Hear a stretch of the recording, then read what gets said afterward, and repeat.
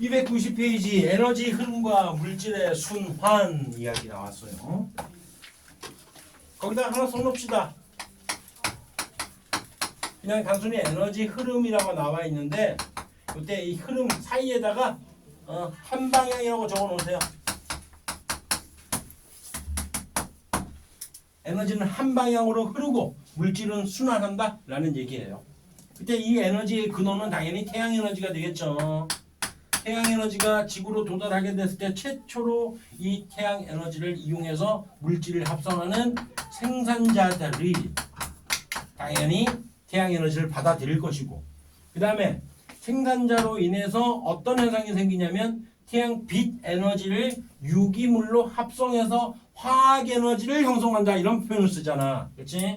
그래서 유기물을 합성하는데 즉 태양 에너지를 빛 에너지를 이용해서 유기물을 합성한다는 표현을 쓰고, 이 유기물은 포도당이니까 포도당이라는 화학 에너지로 저장을 한다 표현을 쓰잖아.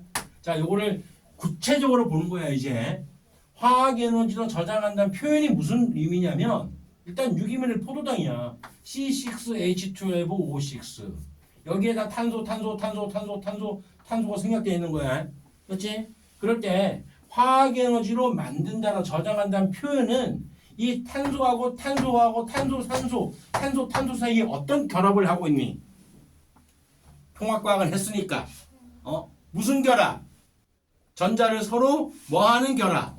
공유하는 공유 결합을 하고 있지. 그렇지? 그럴 때 이 탄소의 즉 포도당의 공유 결합 에너지로 전환이 된다는 뜻이야. 이게 단순히 화학 에너지로 전환된다 이런 표현들이 사실은 뭐라고요? 빛 에너지를 명반응과 암반응이라는 복잡한 과정을 거쳐가지고 그래서 포도당을 만드는데 결론적으로 본다면은 이 탄소 즉 이 각각의 원자들 사이사이에 공유 결합 에너지로 전환을 시킨다는 표현이야.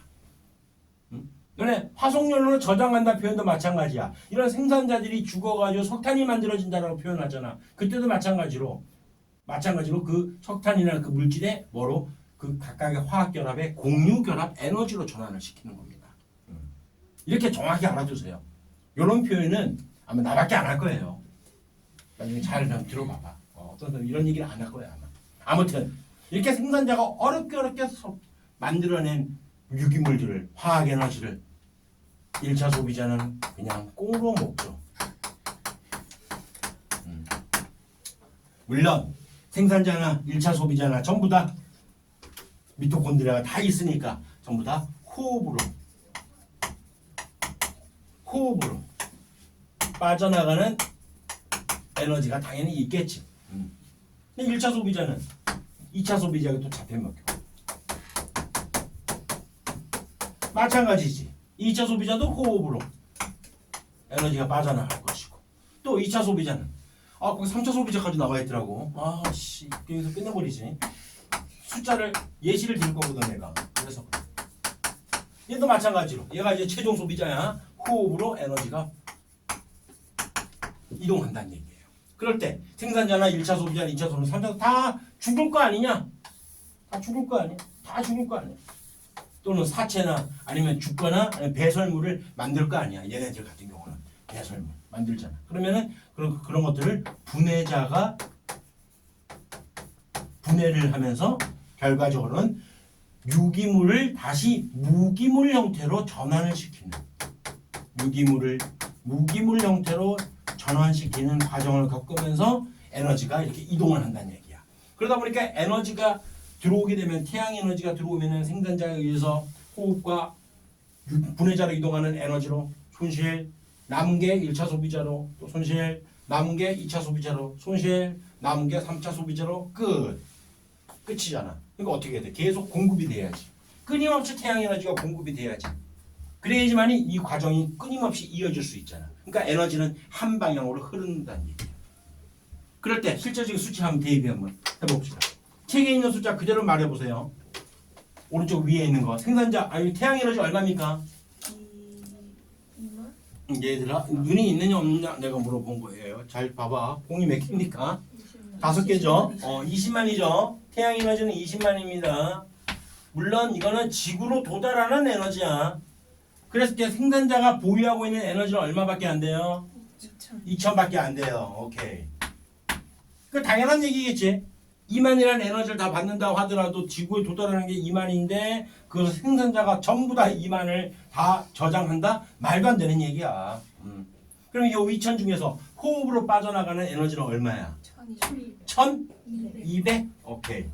그 다음에 분해자로 이동하는 에너지는 600? 오케이. 이렇게 얘기해요. 그럼 빼니까 얼마야? 1800 빼니까 200 남았지. 200이 1차 소비자로 이동한다는 얘기야.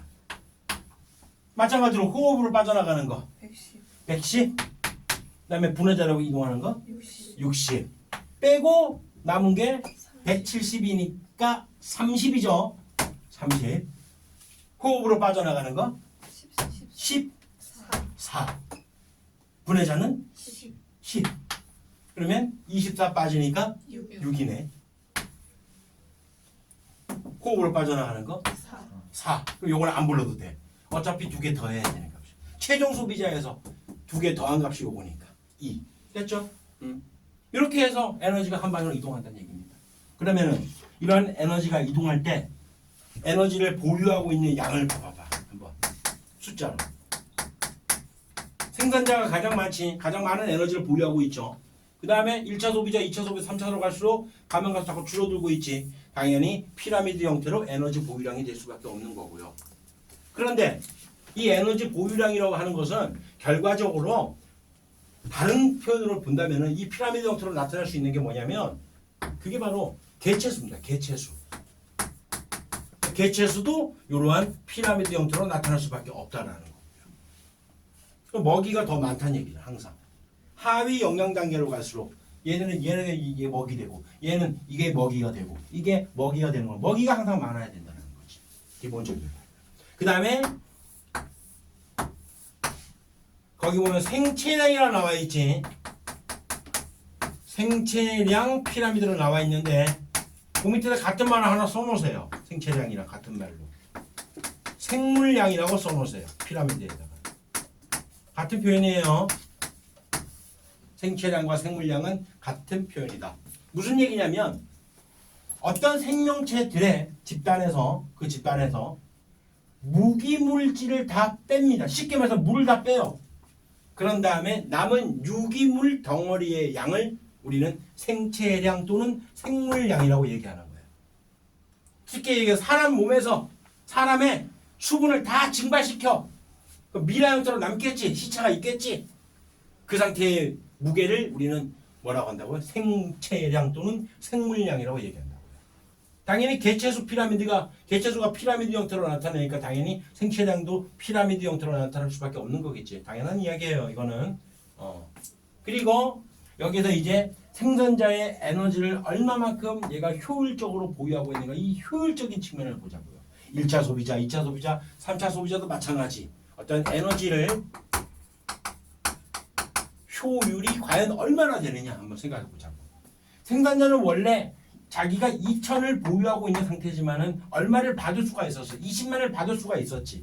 그러면 20만에 따른 2000 보유하고 있는 거야. 곱하기 100. 효율이니까 100분이 차근차근 계산하세요. 계산을 훈련도 해야 돼요. 천천히. 1 나오죠. 1%. 그러면은 생산자의 에너지 효율은 1%밖에 안 되죠. 얘는 1차 소비자 빨리 암산 한번 해봅시다. 몇 퍼센트 될까요? 10% 되겠죠? 맞죠? 2000을 보유할 수 있는데 자기는 200밖에 보유를 못했으니까 최고 맥시멈 2000밖에 안 되는데 200 했으니까 10% 효율이 됩니다.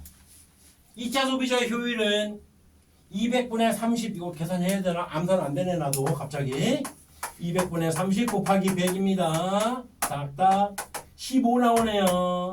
15% 효율이 증가하고 있죠. 3차 소비자는 30분의 6이네요. 곱하기 100이네. 딱딱딱딱 20% 나오네요. 산수계산 틀린 거 없죠? 맞나요? 오케이. 그랬을 때 이런 형태가 나온다고요. 그러면 에너지 효율적인 측면을 피라미드 형태로 그러다 보니까 피라미드가 아니라 거꾸로 나오네요. 이렇게 역피라미드 형태가 나온다라는 거죠. 이거 잘 알아둬야 돼요. 아무것도 아닌 것 같아요. 아무것도 아닌 것 같아도 여기 어떻게 나오냐면 블랭크로 막 나옵니다. 블랭크 해가지고 효율을 주어지고 블랭크로 나와요. 그럼 그 값이 얼마인지 알아야 되는 거예요. 그런 것도 나와요. 어차피 그 책에 있는 거 그대로 적은 겁니다. 다른 게 아니고 거기 보면 이제 표현만 좀 다르게 했을 뿐이지, 맞지? 낙엽 고사, 고사가 뭐야? 고사가 말라 죽는 걸 고사라고 그래. 말라 죽는 걸 고사. 그걸 그대로 적은 거예요. 다른 게 아니야. 근데 이것이 이제 블랭크 형태로 막 나오면은 그러면 헷갈릴 수 있다라는 거 알아두세요. 나중에 요거 한번 정리 한번 하세요. 요거는 그 책 보고 정리하면 돼요. 알겠죠? 여기 블랭크로 이렇게 나와요. 그래가지고 효율만 알려주고 이런 식으로. 그래서 기억, 니은, 디귿. 그 다음에 또 여기서 이 값을 아니까 효율이 과연 얼마냐 이런 식으로 문제가 나오기 때문에 이제 요걸 좀 했던 겁니다. 다 지워도 됩니까? 요거 지울게요. 거기 있는 거 보고 그대로 적으면 되니까. 에너지 효율에 대한 피라미드 얘기만 현재 없는 상태이지, 그렇지? 요것만 없어요. 여기서 한 가지 얘기를 더 해야 되는데 그거는 이제 다음에 하도록 하고요. 지금 한번 쭉 개괄적으로 보는 겁니다. 알았습니다. 지금 설명하는 요 내용은 적으면서 완벽하게 좀 알아두지. 어떤 물질을 생산하고 소비하는 어떤 식물의 군집이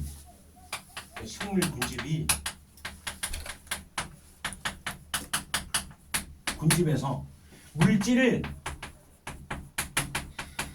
생산도 하고 소비도 할 거 아니냐? 그러면 이러한 양을 가지고 한마디로 이런 얘기예요. 어떤 식물 군집이 얻는 총 수입은 얼마고 정말로 알짜배기로 남는 알짜 수입은 얼마인지에 대한 얘기야. 뭔 얘기 되나요? 나의 총 수입이 얼마고 한 달에 1,000만 원을 번다. 그러면 총 매출이 되는 거 아니야? 1,000만 원. 벌고 싶다. 언제 벌어봤냐? 빨리 좀 벌고 싶다. 다시 좀 벌고 싶다. 1,000만 원. 그래요. 여러분들의 도움이 절실합니다. 그럴 때 마찬가지, 식물도 마찬가지야. 여기서 여기까지를 이 식물 어떤 군집이 생산한 총 생산량이라고 생각하자고요.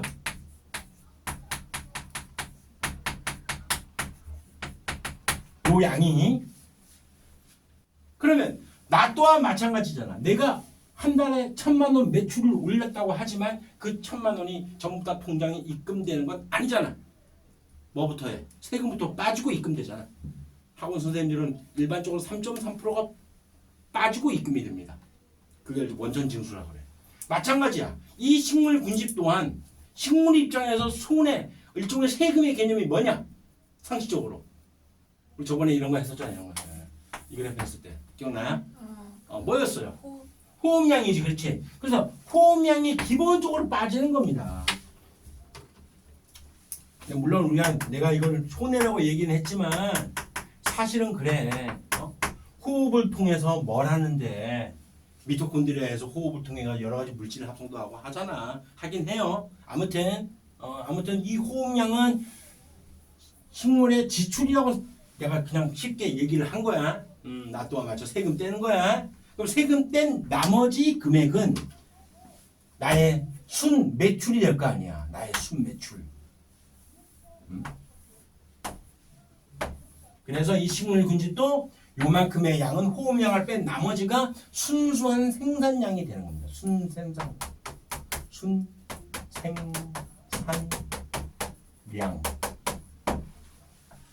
됐죠?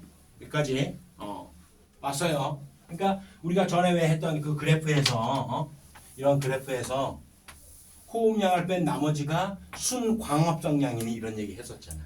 이때 총광합성량에서 호흡량을 뺀 게 순광합성이라 이런 얘기를 한 것처럼 똑같아요. 총 생산량에서 호흡량을 뺀 나머지가 순생산량이라는 뜻이야. 그러면 세금 떼고 나도 입금을 받았다. 한 950만 원 입금 받았다 치자. 그러면은 950만 원은 나의 순수익으로 내가 오롯이 다 적금을 들 수 있나요? 저금할 수 있나요? 나도 밥 먹어야 될 거 아니야. 밥값 나갈 거 아니야.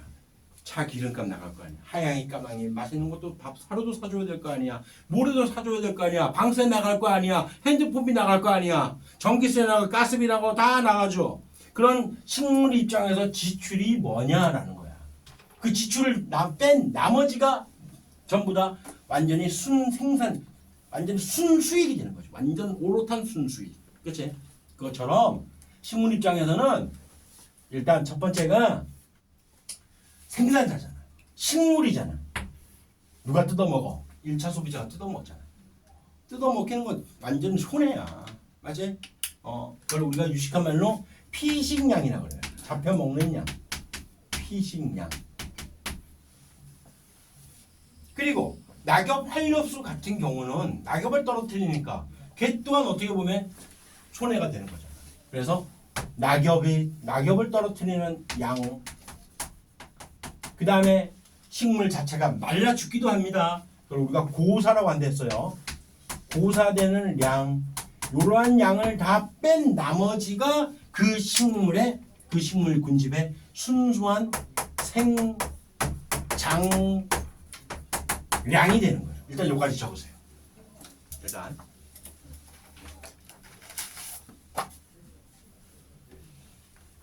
총 생산량에서 호흡량을 뺀 나머지는 순생산량이라 하는데, 거기서 또 다른 지출, 피식되는 잡혀 뜯어먹히는 양과 그다음에 말라 죽고 낙엽을 떨어뜨리는 그 양은 뺀 나머지가 그 식물 군집의 순수한 생장량이 되는 것이구나 라는 내용.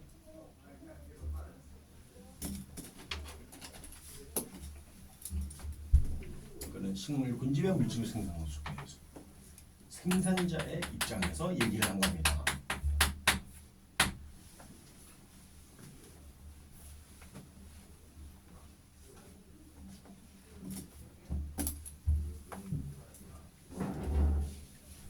우리가 이런 걸 이제 생각해 보니까 결국에는 뭐야? 피식량을 좀 줄이고 낙엽 떨어지는 양과 말라 죽는 양을 좀 줄인다면 생장량이 극대화되겠네. 그 얘기 뭔 얘기야? 어떤 밭에서 배추를 길러. 그러면은 잘 뜯어먹지 못하게 동물들 못 오게 만들어. 그다음에 낙엽 떨어지지 않게끔 말라 죽지 않게 물도 잘 충분히 줘. 그러면 생장량이 더 극대화되는 거 아니야? 그리고 또 호흡량까지도 우리가 줄여나갈 수 있게 할 수 있어요. 온도가 낮은 곳, 즉 식물은 밤에 호흡을 하니까 밤에 온도가 낮은 곳에 재배를 하면 됩니다. 낮에는 온도가 높지만 밤에는 온도가 낮다고요. 그 얘기는 호흡량을 굉장히 줄여나갈 수 있으니까 순생산량도 극대화할 수 있고, 그 다음에 피식량 줄이고 고산 낙엽량을 줄여나갔으니까 생장량을 더 극대화시킬 수 있는 상태가 되죠. 밭에서. 고랭지 채소가 그래서 맛있는 거야. 고랭지 채소 같은 경우는 높은 산에 가면은 평지하고 비슷합니다. 낮에는 태양빛을 받는 정도가 광합성을 활발하게 해요. 그러다 밤이 됐을 때 이제 평지 같은 경우는 온도가 좀 높고 여기는 온도가 좀 낮아. 왜? 고도가 높으니까. 아까 얘기했잖아. 고도에 따른 수직 분포 얘기할 때. 그래서 고도가 높게 온도가 낮기 때문에 밤에 호흡을 할 때 미토콘드리아에서 호흡이 일어나려면 물질대사 과정이니까 물질대사 하면은 뭘 떠올려야 된다고요? 효소. 효소의 작용이 원활하지 않단 말입니다. 온도가 낮아서. 그렇기 때문에 여기 있는 생장량을 극대화시킬 수 있는 상태가. 그리고 고랭지 채소가 그래서 맛있는 거야. 여름 배추, 여름 배추하고 가을 배추하고 두 개를 비교하면은 가을 배추가 훨씬 더 맛있고요. 고랭지 지역에서 만들어진 게 훨씬 더 맛있어요. 그 원리가 바로 그런 원리입니다. 생장량이 극대화된다는 얘기는 무슨 얘기냐면 유기물을 합성해서 포도당을 녹말로 저장하던 그런 유기물 덩어리를 많이 만든다는 얘기야. 되겠죠? 그러면 이번에는 이제 1차 소비자적인 측면을 볼게요. 여기 다음 페이지에 심화라고 해서 나와 있거든. 심화 아닙니다. 이거 기본 내용이에요. 여기는 완전에서는 왜 이걸 심화라고 했는지 모르겠어요. 1차 소비자 입장에서 총 수입은 뭐가 되느냐면 생산자를 뜯어먹은 양이 총수입이 될 거 아니냐. 당연한 얘기지. 그렇지? 그럴 때 요 양을 요거를 뜯어 먹었잖아. 1차 소비자 입장에서 생각하는 거야. 이제 소 입장에서, 토끼 입장에서 생각을 하는 거야. 그 입장에서 생각을 하면 여기 있는 이 양을 전부 다 뜯어 먹었다. 그래서 섭식했다는 표현을 씁니다. 섭식한 양이다. 뜯어 먹은 양이다. 라는 뜻이야. 됐지? 요것이 총수입이 되는 거야. 1차 소비자는. 근데 이 중에서 소비자들 같은 경우는 동물이니까 당연히 배설 적용을 할 거 아니야. 근데 배설물이라고 하는 게 아니라 정확히 말하면 배출물이라고 해야 됐지. 똥 싸는 거 한마디로. 그렇기 때문에 배출되는 양이 빠져나가야 됩니다. 이거는 자기가 어떻게 수입으로 잡을 수가 없어요. 배출되는 양은 기본이야. 이거는. 그리고 남은 이 물질, 남은 양이 있잖아. 이 남은 양, 이것을 전부 다 뭐라고 그러냐면 합성된 양이라 해서 동화된 양이라고 표현을 하는 거예요. 동화량이라고. 동화량. 물론 여기서는 호흡으로 인한 물질도, 호흡으로 인한 손실적인 개념도 있긴 하지만, 그래도 어찌됐든 호흡을 통해서 뭘 한다고요? 물질을 합성하고 하니까, 그러니까 동화량에다 포함시키는 겁니다. 섭식량을 제외한 배출량에서 배출량을 제외한 나머지를 우리 동화량이라고 표현합니다. 동화량이라고 한다. 이 동화된 양에서 마찬가지입니다. 얘도 또 뭐해? 호흡을 하지 이제. 호흡을 하니까 당연히 호흡량이 빠져나가요. 그래서 호흡량을 제외한 값에서 마찬가지로 1차 소비자니까 얘네들도 잡혀 먹는다. 피식되는 양이 있겠다. 그래서 피식량이라고 얘기하죠. 요것만 손해냐? 아니다. 얘네들도 노화가 일어나면 스스로 죽을 거 아니야. 또는 사고에서 죽을 수도 있고, 로드킬 당하거나 그럴 수도 죽을 수 있잖아. 아무튼 간에 어찌됐든 간에 그런 죽음의 단계에 이르니까 자연사, 특히 노화에 의해서 죽고 질병에 의해 죽는 걸 얘기하는 겁니다. 자연사는 로드킬은 빼고요. 아니, 전반적으로 보는 거예요. 이런 피식량과 자연사되는 양을 뺀 나머지가 이 1차 소비자의 생장량이 된다라는 것을 명칭과 함께 이해를 하고 완벽하게 외워놔야 되는 부분이에요. 요거는 어떻게 외우느냐? 생산자부터 얘가 가장 중요하니까 호호호호 피식 웃어요. 호호호호 피식 웃었습니다. 고생 끝에 낙이 와야 생장을 하죠. 이틀 전에 만들었는데 이거. 그 전에는 이렇게 안 했어요. 그냥 그대로 알아서 다 이해만 시키고 넘어갔습니다. 이틀 전에 만들었어요. 그 다음에 동물이잖아요. 얘네들 동물이니까 호호호호호호호 피자 먹자. 그래 생장할 거 아니냐. 마음대로 외워놓으세요. 어쩔 수 없습니다. 이건 반드시 외워야 돼요. 왜? 이게 다르게 나와요. 어떤 식으로. 이렇게 해서 그래프. 총 생산량이래요. 그 다음에 아래쪽에 그래프가 나와요. 이거는 이제 순 생산량이래. 그럼 이 사이에 뭐가 있어? 피식량, 고사량, 낙엽량이 다 있는 거잖아. 이해돼요? 생장량도 있는 거잖아.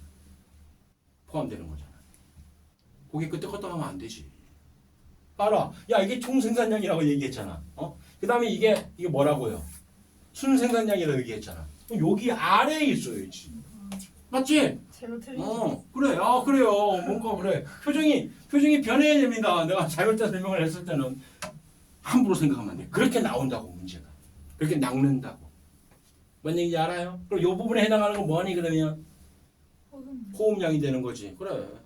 그러니까 뭔 생각을 해야 돼 항상 기본적으로? 총 생산량에서 호흡량을 뺀 나머지가 순 생산량이다. 순 생산량에는 피식, 고생 끝에 낙이 온다. 피식량과 고사량, 낙엽량이 포함되어 있다. 생장량도 포함되어 있다. 또는 이렇게 나옵니다. 총 생산량이 아니라 이 부분에 이 그래프가 순생산량이다 나와요. 그런 다음에 이렇게 해서 나와요. 각각이 다 뭐냐 알아내란 얘기야. 그럼 여기가 뭐야? 이게 뭐야? 요 양이 생장량이 되는 거지. 그렇지? 다양하게 응용이 많이 돼요. 요 내용과 빗대어 가지고 아까 천이 과정 배웠지. 그 천이 과정과 함께 연결시켜서도 문제가 또 나와요.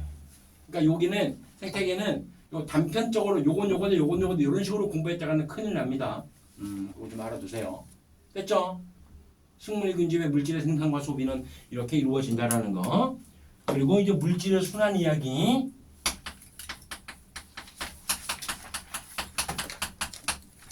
물질은 순환을 합니다. 첫 번째 물질 탄소만 얘기할 거예요. 두 번째 물질 질소 얘기할 겁니다. 질소 이 두 가지 물질. 탄소는 그냥 봅시다. 초등학교 수준이니까요. 공기 중에 있는 이산화탄소를 식물이 광합성을 통해서 포도당으로 전환시켜서 식물에게 탄소가 이동했습니다. 그러니까 그 포도당을 초식동물들이 뜯어먹어요.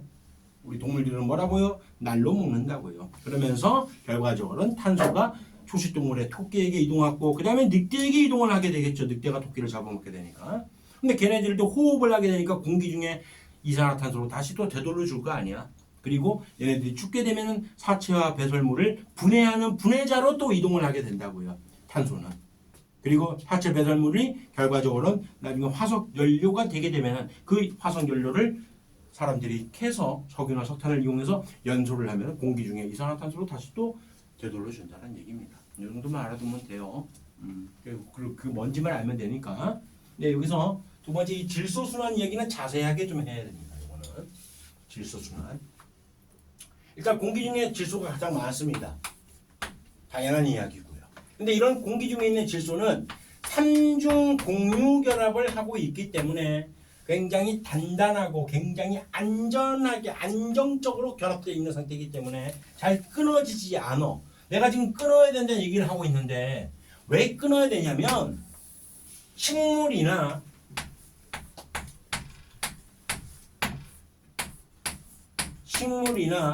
동물이나 공기 중에 78%나 있는 가장 많은 질소를 이용해 가지고 흡수를 하게 되면 너무 안정적이니까 몸에 흡수가 안 되고 그냥 몸 밖으로 그냥 빠져나갑니다. 다시. 그럼 얘를 왜 흡수해야 되냐 말이야. 질소를 왜 우리가 섭취를 해야 되냐 말이야. 그것부터 이해를 해야지. 그렇지? 질소를 섭취해야 되는 이유가 뭡니까? 질소를 이용해서 사람부터 생각해 보세요. 우리는 뭘 만들어야 돼? 달달한 백질인데. 단백질을 만들어야 됩니다. 그리고 어떤 애가 산으로 올라가는데 이러면서 올라가요. 이러면서 산으로 올라가요. 핵산. 그래요.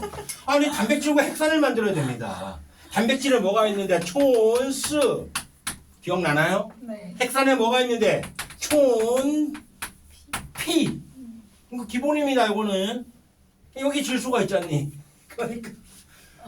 그러니까 단백질과 핵산을 만들기 위해서는 반드시 흡수를 해야 되는 거야. 근데 들어왔다 그냥 나간다고. 그거를 도와주는 녀석이 토양 속에 들어있어요. 토양 속에 여기에 있습니다. 여기.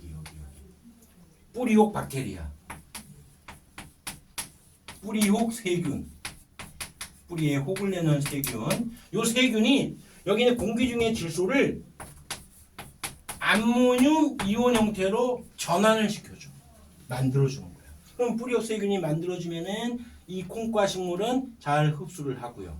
그다음 콩과 식물이 만들어낸 포도당이나 이런 유기물질들은 세균에게 그대로 공급하고요. 그래서 앞에서 배웠던 것처럼 서로 간에 좋은 공생, 상미 공생을 하고 있다는 거죠.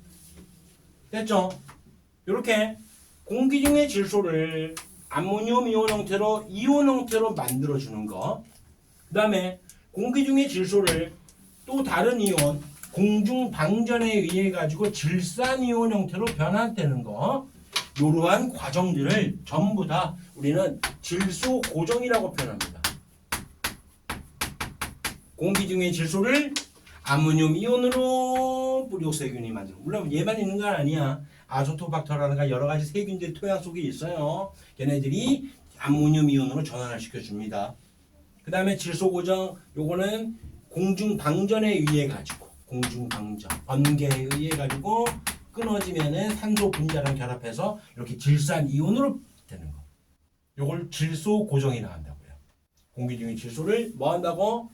이온 형태로 전환시켜주는 걸 질소 고정이라 하고요. 그러면 여기는 암모늄 이온을 섭취하고 흡수하고 질산 이온을 흡수합니다. 식물들이. 그렇게 해서 뭘 한다고요? 단백질이나 핵산을 만든다고요. 그럼 만들어진 그런 물질들을 또다시 동물들이 섭취를 하면서 질소 성분으로 되어 있는 단백질과 핵산을 만든다고요. 그럼 우리가 질소 동화라고 표현해요. 질소 동화. 이온을 이용해서 단백질과 핵산을 만드는 과정. 질소 동화. 됐죠? 아직까지는 순환되고 있지 않네. 물질은 순환한다 해놓고 여기 있는 암모늄 이온이 여기 있는 질산 이온이 공기 중으로 갑니다. 물론 토양 속의 세균에 의해서 일어나야 돼. 모든 건 다 세균, 다 세균에서 일어납니다. 모든 건 다 세균에 일어나. 이런 과정을 우리가 뭐라 그러냐면 탈질화 작용이라 그래. 탈질화 과정. 탈질화. 그럼 이름 그대로 붙이면 돼요. 탈질화 세균. 쉽네. 세균 이름은 몰라도 되고요. 순환하네 그러면 딱 됐네. 그런데 한 가지 과정이 또 있어요. 암모늄 이온이 질산 이온 형태로 만들어주는 과정. 그럼 이제 여러분들 이거 이름 붙이면 돼 이제. 이것도 물론 뭐에 의해서? 세균에 의해서 일어난다고요. 그래서 토양 속에 그래서 세균이 많아야 돼. 너는 왜 흙냄새를 맡으면 왜 거름 냄새라고 표현하는 거 있잖아. 그게 바로 세균이 많은 흙이야. 한마디로 얘기해서 거름 기름지다고 표현하는 거. 토양 속에 세균이 많아야 됩니다. 그럼 여기서 이름 붙여보세요 한번.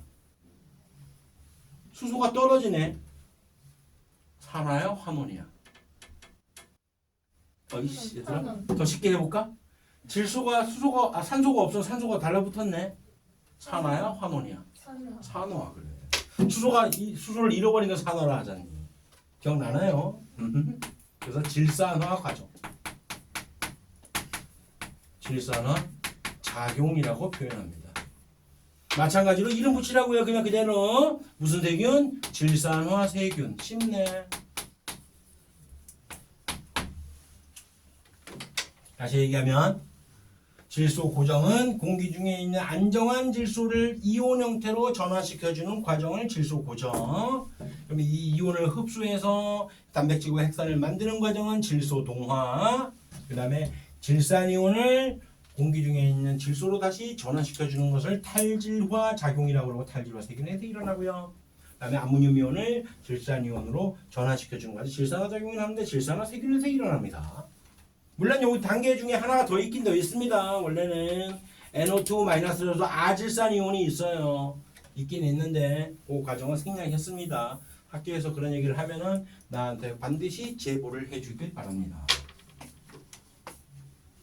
그래서 학교 수업 시간에 절대 졸면 안 돼. 왜? 학교 시험은 학교 선생님이 갑입니다. 어쩔 수 없어. 학교 선생님들 별로 그 학교별로 특징이 다 있단 말이야. 그렇기 때문에 거기에 맞게끔 이제 3월달에 또 시작을 해야 되는 거예요. 지금은 일반적인 수업을 얘기하는 거고요. 됐죠? 여기까지.